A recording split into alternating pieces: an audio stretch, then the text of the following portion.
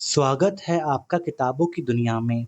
आज हम Dale Carnegie द्वारा लिखित किताब लोक व्यवहार, जिसका इंग्लिश नाम how to win friends and influence people है, उसका ऑडियो संस्करण का चौथा पार्ट सुनेंगे। अगर आपने अभी तक हमारे पिछले पाठ नहीं सुने हैं, तो आप बेल आइकन पर क्लिक करके वो सारे पाठ सुन सकते हैं। तो चलिए शुरू करते हैं। खंड 2, लोगों का चहेता बनने के 6 तरीके। पाठ 4, हर जगह अपना स्वागत कैसे कराएं। लोगों का दिल कैसे जीता जाए, यह सीखने के लिए आपको यह पुस्तक पढ़ने की क्या ज़रूरत है। इसके बजाय आप दुनिया के सबसे अच्छे दोस्त बनाने वाले की तकनीक क्यों नहीं सीखते। वह कौन है? वह आपको कल सड़क पर आता हुआ दिख सकता है। वह आप उससे 10 फुट की दूरी पर होंगे तो वह अपनी पूंछ हिलाने लगेगा। अगर आप रुककर उसे पुचकारेंगे तो वह कूदकर आपसे लिपट जाएगा और अपने प्यार का इज़हार करेगा। और आप जानते हैं कि उसके प्रेम की इस अभिव्यक्ति के पीछे उसके दिल में कोई स्वार्थ या कपट नहीं है। वह आपको कोई चीज़ बेचना नहीं चाहता या वह आपसे शादी नहीं करना चाहता।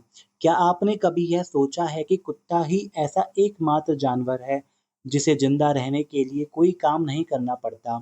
मुर्गी को अंडे देने पड़ते हैं, गाय को दूध देना पड़ता है और चिड़िया को गाना गाना पड़ता है। परंतु कुत्ता आपको सिर्फ प्रेम देता है, प्रेम के सिवा कुछ नहीं देता। जब मैं 5 साल का था तो मेरे डैडी मेरे लिए 50 सेंट में एक छोटा सा पीले बालों वाला कुत्ता लाए थे। वह मेरे बचपन के सुख दुख का साथी था। हर दोपहर 4:30 बजे के करीब वह आंगन में बैठ जाता और अपनी सुंदर आंखों से सड़क पर देखता। जैसे ही वह मेरी आवाज़ सुनता था या मुझे आते हुए देखता था, वह गोली की रफ्तार से दौड़ता और खुशी और आनंद के स्वर में मेरा स्वागत करते हुए मुझसे लिपट जाता था। टीपी 5 साल तक मेरा सबसे अच्छा दोस्त रहा। फिर एक दुखद रात को, और मैं इसे कभी नहीं भूल पाऊंगा, वह मुझसे 10 कदम की दूरी पर बिजली गिरने से मर गया। टिप्पी की मौत मेरे बचपन का सबसे बड़ा हादसा थी। तुमने कभी मनोविज्ञान की कोई पुस्तक नहीं पढ़ी टिप्पी। तुम्हें इसकी कोई ज़रूरत भी नहीं थी। तुम किसी देवी प्रेरणा से यह जानते थे कि दूसरों में रुचि लेकर आप 2 महीने में इतने ज़्यादा दोस्त बना सकते हैं, जितने कि आप 2 साल में बना पाएँगे। अगर आप यह चाहें कि दूसरे आप में रुचि लें, मैं इसे एक बार फिर दोहराना चाहूँगा। दूसरों में रुचि लेकर आप 2 महीने में इतने दोस्त बना सकते हैं कि आप 2 साल में बना पाएँगे, अगर आप यह चाहें कि दूसरे आप में रुचि लें। परंतु हम सभी ऐसे लोगों को जानते हैं जो इसी बात की कोशिश करते हैं कि दूसरे लोग उनमें रुचि लें, और इसी वजह से वे एक के बाद एक गलतियां करते चले जाते हैं। जाहिर है, उन्हें अपने प्रयास में सफलता नहीं मिलती और वे असफल हो जाते हैं। लोगों की आप में कोई दिलचस्पी नहीं है, उनकी मुझ में कोई दिलचस्पी नहीं है, उनकी दिलचस्पी तो खुद में है। सुबह, दोपहर, शाम 24 घंटे। न्यूयॉर्क टेलीफ़ोन कंपनी ने यह जानने के लिए एक सर्वे किया कि टेलीफ़ोन पर होने वाली चर्चा में किस शब्द का प्रयोग सबसे ज़्यादा बार किया जाता है। आप ठीक समझे। सर्वे से यह पता चला कि मैं शब्द में सबसे ज़्यादा बार बोला जाता है। 500 चर्चाओं में मैं 3900 बार बोला गया। इसी तरह जब आप कोई ग्रुप फ़ोटो देखते हैं जिसमें आपकी तस्वीर हो, तो आप सबसे पहले किसकी तस्वीर खोजते हैं? अगर हम सब सिर्फ लोगों को प्रभावित करने और खुद में उनकी रुचि या उनकी दिलचस्पी जगाने की कोशिश करेंगे, तो हमारे पास सच्चे और अच्छे दोस्त नहीं रहेंगे। दोस्त सच्चे सच्चे दोस्त इस तरह नहीं बनाए जाते। वियना के प्रसिद्ध मनोवैज्ञानिक अल्फ्रेड एडलर ने what life should mean to you नाम की एक पुस्तक लिखी है। इस पुस्तक में उन्होंने लिखा है, जिस व्यक्ति की दूसरे लोगों में रुचि नहीं होती, उसे जीवन में सबसे ज़्यादा कठिनाइयाँ आती हैं और वह दूसरों को सबसे ज़्यादा नुकसान पहुँचाता है। इसी तरह के व्यक्ति ही सबसे ज़्यादा असफल देखे गए हैं। आप मनोविज्ञान पर टनों पोथियाँ पढ़ सकते हैं, फिर भी आपको अपने काम का इससे महत्वपूर्ण वक्तव्य नहीं मिलेगा। एडलर के इस वक्तव्य में इतना अर्थ भरा हुआ है कि मैं इसे एक बार फिर इटैलिक्स में दोहराना पसंद करूँगा।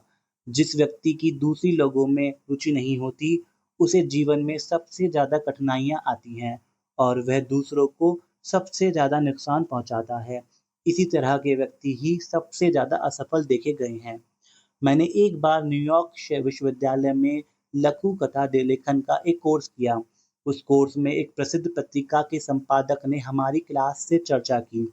उन्होंने कहा कि वे अपनी डेस्क पर पड़ी दर्जनों कहानियों में से किसी भी कहानी को उठा लेते हैं और कुछ पैराग्राफ पढ़ने के बाद उन्हें यह मालूम चल जाता है कि लेखक लोगों को पसंद करता है या नहीं। अगर लोगों को पसंद नहीं करता, उन्होंने कहा, तो लोग भी उसकी कहानी को पसंद नहीं करेंगे। यह अनुभवी संपादक कहानी लेखन के अपने लेक्चर में 2 बार रुका और उसने भाषण देने के लिए क्षमा मांगते हुए कहा, मैं आपको वही बता रहा हूँ जो आपका पादरी आपको बताएगा। परंतु याद रखें, अगर आप सफल कहानीकार बनना चाहते हैं, तो आपको लोगों में रुचि लेनी होगी। अगर ये कहानीकार बनने के बारे में सही है, तो आप आश्वस्त हो सकते हैं कि यह लोगों से आमने-सामने बात करने के बारे में भी सही है।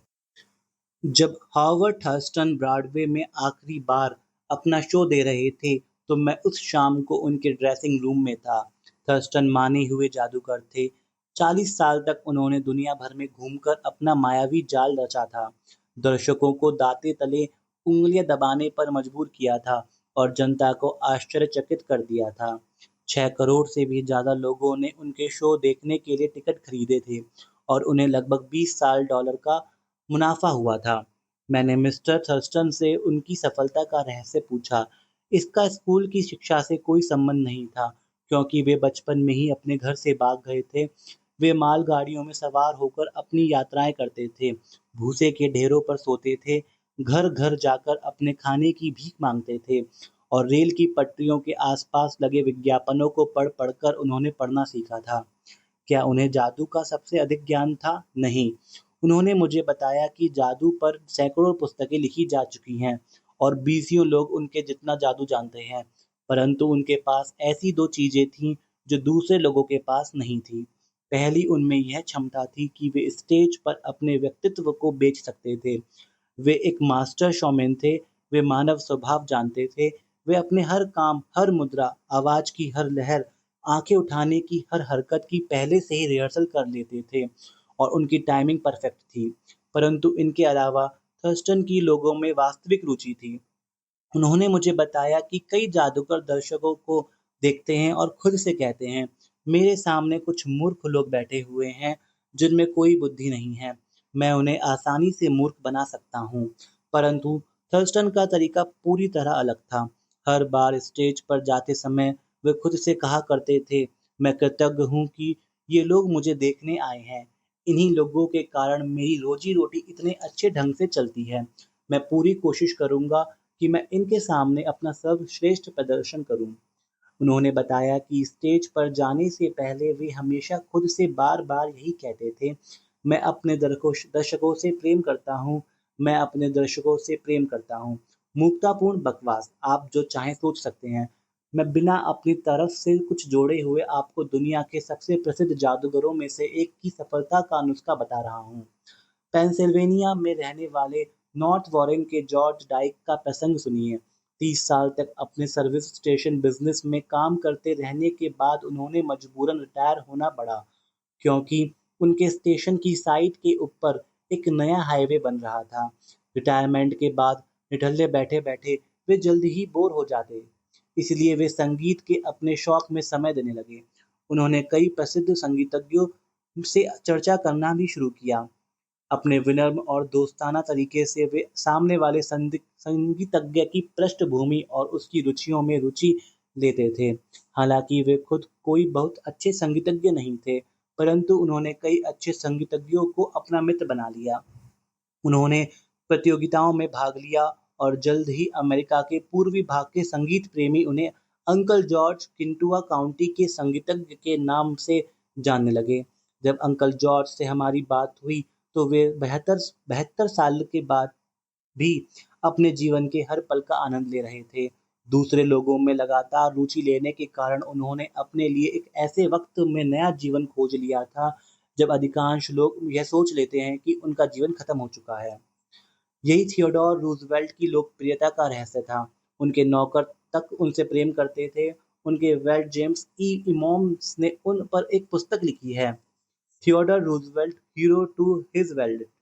इस पुस्तक में एमएस ने इतना घटना का वर्णन किया है। मेरी पत्नी ने एक बार राष्ट्रपति से पूछा कि बॉब व्हाइट हाउस कैसा है। मेरी पत्नी ने बॉब व्हाइट कभी नहीं देखा था। रूजवेल्ट ने पूरे विस्तार से बॉब व्हाइट के बारे में बताया। कुछ समय बाद हमारे टेलीफोन की घंटी बजी। एमोस और उसकी पत्नी रूजवेल्ट के घर के पास ही रहते थे। मेरी पत्नी ने फोन उठाया। फोन रूजवेल्ट का था। उन्होंने उसे बताया कि उनकी खिड़की के बाहर बॉब व्हाइट है और वह खिड़की खोलकर उसे देख सकती थी। इस तरह की छोटी छोटी बातें रूजवेल्ट की खासियत थी। जब भी वे हमारे घर के पास से गुजरते थे तो चाहे हम उन्हें दिखें या ना दिखें, हम उनकी आवाज़ सुन सकते थे। ओ एनी या ओ जेम्स। यह एक दोस्ताना अभिवादन था जो वे पास से गुजरते समय हमेशा किया करते थे। इस तरह के मालिक को कौन कर्मचारी पसंद नहीं करेगा? इस तरह के व्यक्ति को कौन पसंद नहीं करेगा? इस तरह एक दिन प्रेसिडेंट टेफ्ट और उनकी पत्नी कहीं बाहर गए थे और रूजवेल्ट व्हाइट हाउस गए आए। छोटे लोगों को सच्चे दिल से पसंद करने का तथ्य इस बात से उजागर हो जाता है कि उन्होंने व्हाइट हाउस के सभी पुराने कर्मचारियों को उनके नाम से बुलाया, यहाँ तक कि बर्तन मांजने वाली नौकरानियों को भी। परंतु जब उन्होंने एलिस नाम की कुक को देखा, आर्की बट लिखते हैं, तो उन्होंने उससे पूछा कि क्या वह अब भी कॉर्न ब्रेड बनाती हैं। एलिस ने बताया कि वह कभी-कभार नौकरों के लिए बनाती हैं, परंतु मालिक लोग उसे नहीं खाते। उन्हें अच्छे खाने की समझ नहीं है, रूजवेल्ट ने गरजते हुए कहा। और मैं जब प्रेसिडेंट से मिलूंगा तो मैं उन्हें यह बात बता दूंगा। एलिस एक प्लेट में रखकर कॉर्न ब्रेड लाई और रूजवेल्ट ने पूरे ऑफिस में घूम-घूम कर उसे खाया और जाते समय मालियों और मजदूरों का भी अभिवादन किया। उन्होंने हर व्यक्ति को उसी तरह संबोधित किया जिस तरह वे पहले किया करते थे। आइक हूवर जो व्हाइट हाउस में 40 साल से प्रमुख प्रवेशक के थे, आंखों में आंसू भरकर कहते हैं, पिछले 2 सालों में ये सबसे सुखद दिन था और हम में से कोई भी $100 के नोट के बदले भी इसे बदलने के लिए तैयार नहीं होता।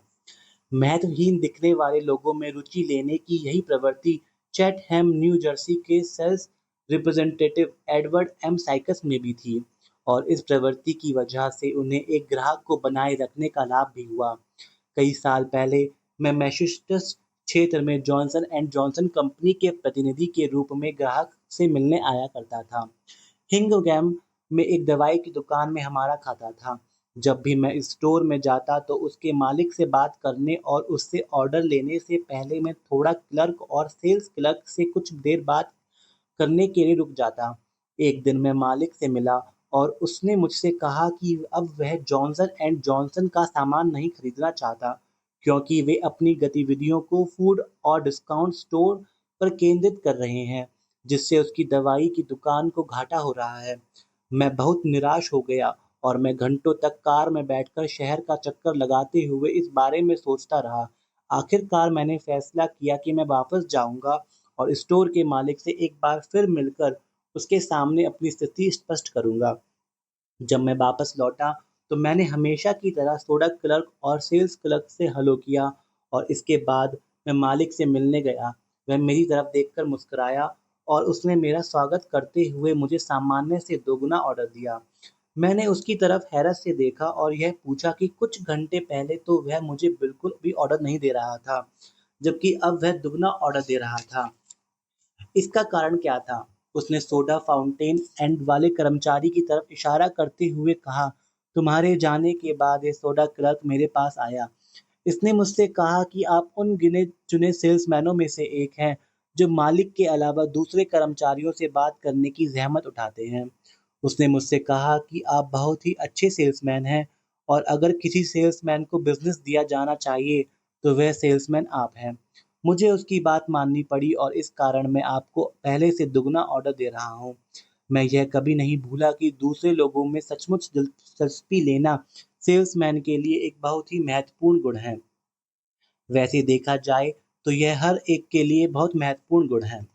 मैं अपने व्यक्तिगत अनुभव से जानता हूँ कि अगर हम किसी व्यक्ति में सचमुच दिलचस्पी लेते हैं, तो वह चाहे कितना ही प्रसिद्ध या व्यस्त क्यों ना हो, वह हमारी तरफ ध्यान देगा, हमें अपना समय और सहयोग देगा। मैं आपको इसका उदाहरण देता हूँ। बरसों पहले मैंने Brooklyn institute of arts and sciences में तथा कथा लेखन का एक कोर्स चलाया था।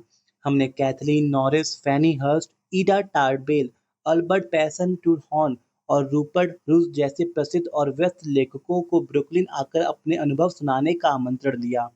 हमने अपने पत्र में उन्हें यह बताया कि हम उनके लेखन को कितना पसंद करते हैं। हम उनकी सलाह जानने में सचमुच दिलचस्पी रखते हैं और हम उनकी सफलता के रहस्य जानना चाहते हैं। हर पत्र पर 150 विद्यार्थियों के हस्ताक्षर थे।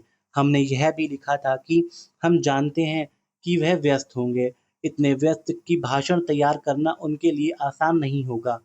इसलिए हमने उनके लिए प्रश्नों की एक सूची भी साथ लगा दी है, जिसके आधार पर वे अपने जीवन और अपने काम की तकनीक पर हमारे सवालों के जवाब दे सकते हैं।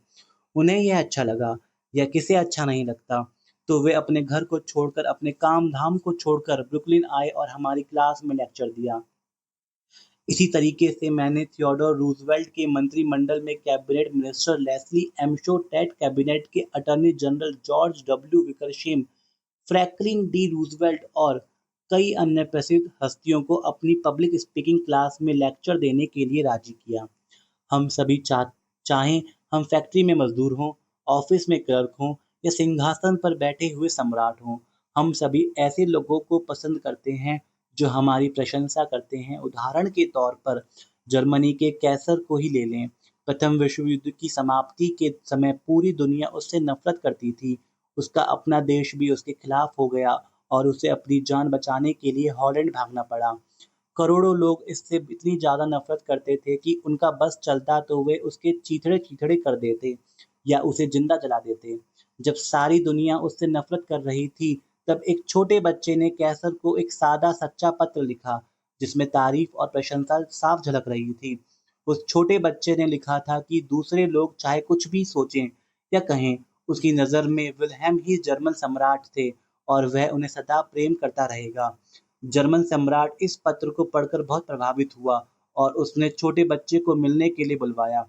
बच्चा आया, उसकी माँ भी साथ आई और सम्राट ने बच्चे की माँ से शादी कर ली। छोटे बच्चे को लोगों का दिल जीतना सीखने के लिए और प्रभावित करने की कला सीखने के लिए किसी किताब को पढ़ने की ज़रूरत नहीं थी। वह सहज अनुभूति से जानता था कि ऐसा कैसे किया जाता है।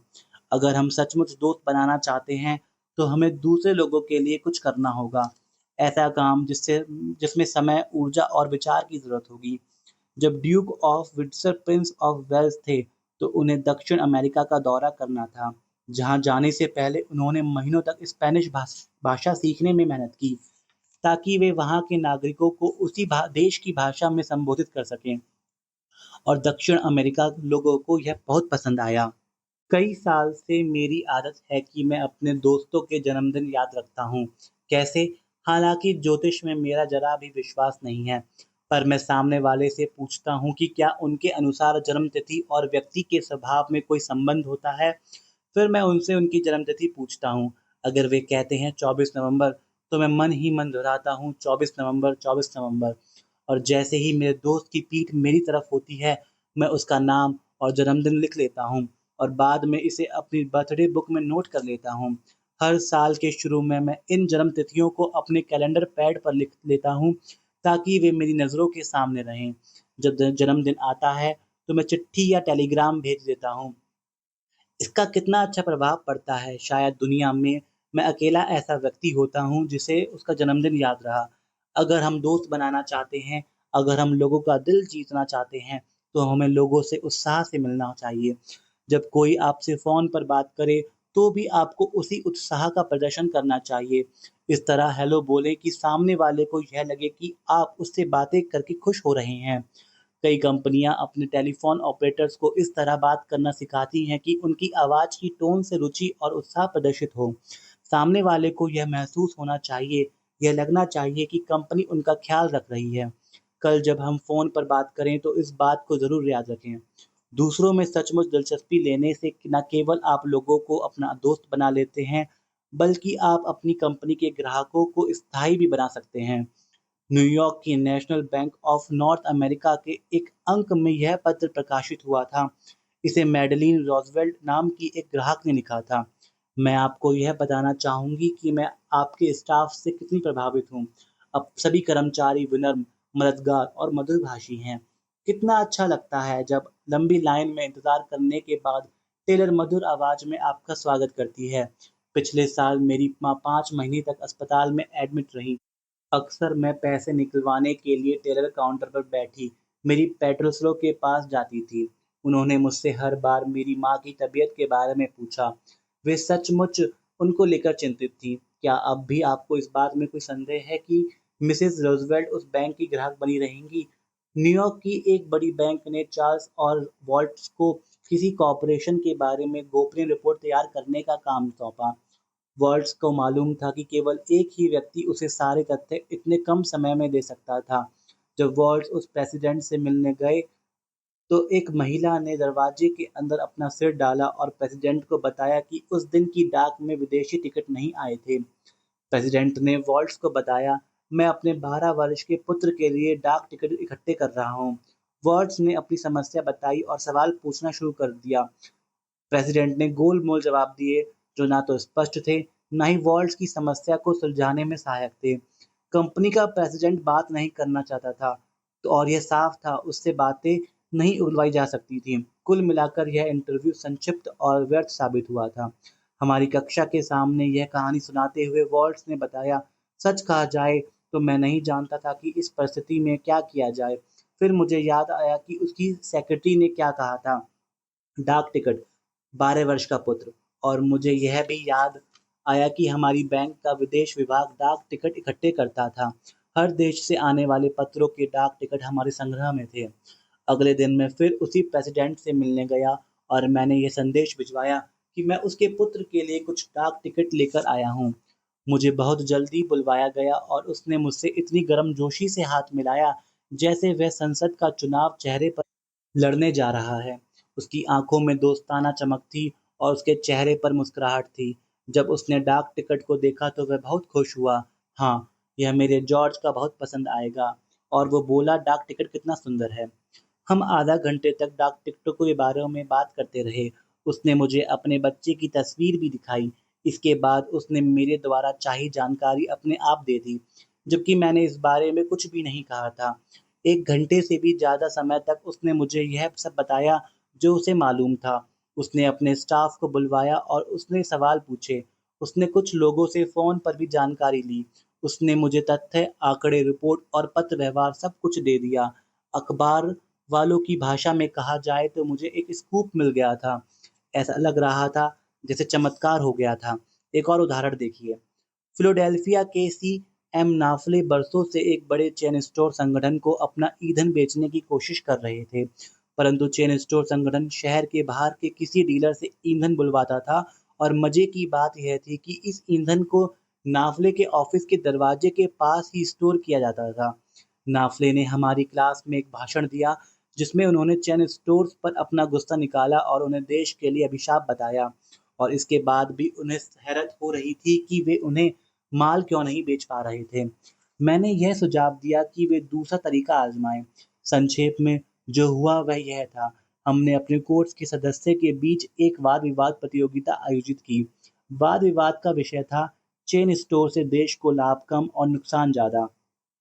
मेरे सुझाव पर नाफ्ले ने विषय के विपक्ष में यानी चेन स्टोर के पक्ष में बोलने का निर्णय लिया। इसके बाद वे उसी चेन स्टोर संगठन के मालिक के पास गए, जिससे वे बुरी तरह चिढ़ते थे। नाफ्ले ने उससे कहा, मैं यहाँ पर आपको ईंधन बेचने नहीं आया, बल्कि आपसे मदद मांगने आया हूँ। फिर उन्होंने वाद विवाद प्रतियोगिता के बारे में बताया और कहा, मैं चाहता हूँ कि आप मेरी मदद करें। कोई दूसरा व्यक्ति मुझे इसके लाभों के बारे में उतने आंकड़े और जानकारी नहीं दे सकता, जितना कि आप दे सकते हैं। मैं ये प्रतियोगिता जीतना चाहता हूँ और मैं आपकी मदद से ही इसे जीत सकता हूँ। बाकी की कहानी आप नाफले के शब्दों में ही सुनिए। मैंने इस व्यक्ति से केवल 1 मिनट का समय मांगा था, इसी शर्त पर वह मुझसे मिलने के लिए तैयार हुआ था। पर जब उसने मेरी बात सुनी तो उसने मुझसे 1 घंटे और 47 मिनट तक बातें की। उसने एक और एग्जीक्यूटिव को बुलवाया जिसने चेन स्टोर्स पर एक पुस्तक लिखी थी। उसने नेशनल चेन स्टोर एसोसिएशन को फ़ोन करके मेरे लिए एक विषय पर हुए वाद विवाद को प्रतियोगिता की रिपोर्ट भी मंगाकर मुझे दे दी। उसे विश्वास था कि चैन स्टोर सचमुच मानवता की सच्ची सेवा कर रहे थे। उसे इस बात पर गर्व था कि वह समाज के बहुत बड़े हिस्से का भला कर रहा था। बातें करते समय उसकी आंखों में चमक थी और मुझे यह बात पता चली जो मैं अपने सपने में भी नहीं सोच सकता था। उसने मेरा सोचने का नज़रिया ही बदल दिया। जब मैं चलने लगा, तो वह मुझे दरवाजे तक छोड़ने आए। उन्होंने मेरे कंधे पर हाथ रखा, मुझे प्रतियोगिता के लिए शुभकामनाएँ दी और इसके बाद मुझसे कहा कि मैं इसके परिणाम के बारे में बताने के लिए एक बार फिर उनसे मिलूँ। उन्होंने मुझसे जो आखिरी शब्द कहे, वह ये थे, "मैं चाहूँगा आप मुझसे वसंत में फिर मिलें। मैं आपको ईंधन का ऑर्डन देना चाहूँगा।" मेरे लिए तो यह किसी चमत्कार से कम नहीं था। मैं सालों से उसे ईंधन बेचने की कोशिश कर रहा था, पर वह मेरी बात सुन ही नहीं रहा था और अब वह मेरे बिना कहे मेरे सामने ईंधन खरीदने का प्रस्ताव रख रहा था। मैंने उसमें और उसकी समस्याओं में 2 घंटे तक जो वास्तविक रुचि ली थी, उसी की वजह से ये चमत्कार हुआ था। अगर मैं 10 साल तक यह कोशिश करता कि वह मुझसे और मेरे सामान में रुचि ले, तो भी ऐसा होना संभव नहीं था। आपने कोई नई बात नहीं खोजी है मिस्टर नाफ़ले। सदियों पहले ईसा मसीह के पैदा होने के भी 1 सदी पहले प्रसिद्ध रोमन कवि पब्लिलियस साइरस ने कहा था, "जब दूसरे लोग हम में रुचि लेते हैं, तब हम उनमें रुचि लेते हैं।" जैसा मानवीय संबंधों के हर सिद्धांत के बारे में सच है, रुचि का प्रदर्शन सच्चा होना चाहिए। इससे रुचि प्रदर्शित करने वाले का भी भला होना चाहिए, बल्कि उस व्यक्ति का भी भला होना चाहिए, जिसमें रुचि ली जा रही है। यह ट्रू वे स्ट्रीट है, दोनों ही पक्षों का लाभ होता है। मार्टिन गिल्सबर्ग, जिन्होंने न्यूयॉर्क के लॉन्ग आइलैंड में हमारा कोर्स लिया था, बताते हैं कि किस तरह एक नर्स द्वारा ली गई विशेष रुचि ने उनके जीवन को बदल कर रख दिया। अगर आप चाहते हैं कि दूसरे आपको पसंद करें, अगर आप सच्चे दोस्त बनाना चाहते हैं, अगर आप अपनी मदद करने के साथ-साथ दूसरों की भी मदद करना चाहते हैं, तो इस सिद्धांत को याद रखें। सिद्धांत है, दूसरे लोगों में सचमुच रुचि लें और यहीं पाठ 4 समाप्त होता है। यहाँ तक सुनने के लिए धन्यवाद। हम मिलते हैं जल्द ही आपसे नए पाठ के संग।